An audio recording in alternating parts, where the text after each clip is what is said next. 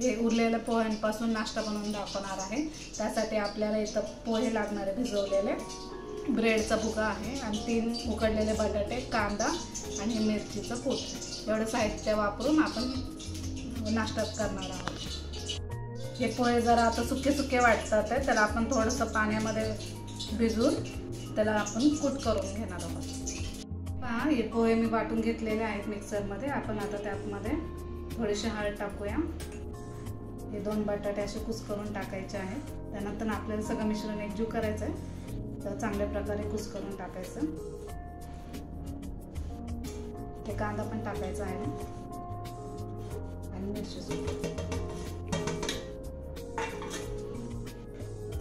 आता त्यामध्ये चवीनुसार मीठ टाकायचं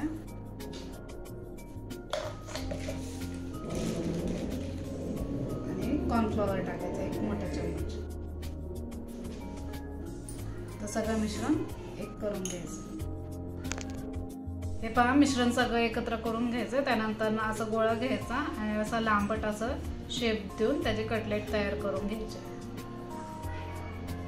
अशा पद्धतीने असे सगळे कटलेट मी तयार करून घेते। मग नंतर आपण ते कॉर्नफ्लॉवरचं पेस्ट करून मग ते ब्रेडच्या भुग्यामध्ये बुडून आपण तळून घेणार आहोत। इथं मी 1.5 चमच कॉर्नफ्लॉवर घेतलेला आहे, त्यामध्ये आपण पाणी टाकून त्याचं पेस्ट करणार आहोत। थोडं पातळच करायचं आहे।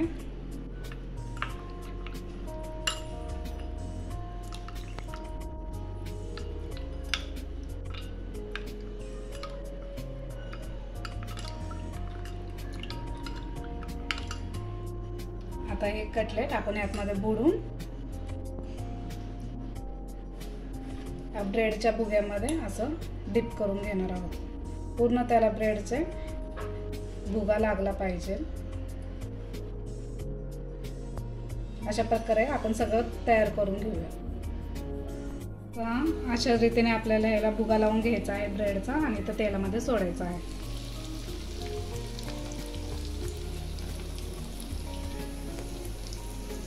चांगलं गोल्डन ब्राऊन होईपर्यंत आपण याला तळून घेणार आहोत।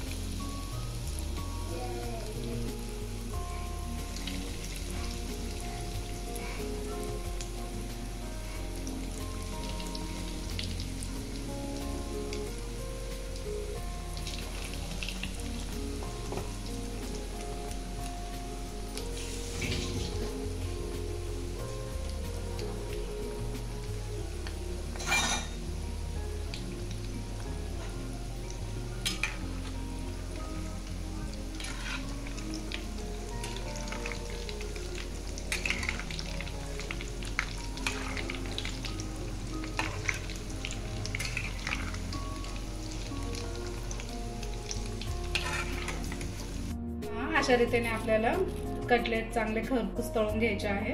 आता असेच कटलेट आपण सगळे तळून घेऊया। आपले कटलेट तळून तयार आहे। त्याला शेजवान चटणी सोबत किंवा सॉस सोबत आपण खाऊ शकतो। रेसिपी कशी वाटल्यास कमेंट करून नक्की सांगा। धन्यवाद।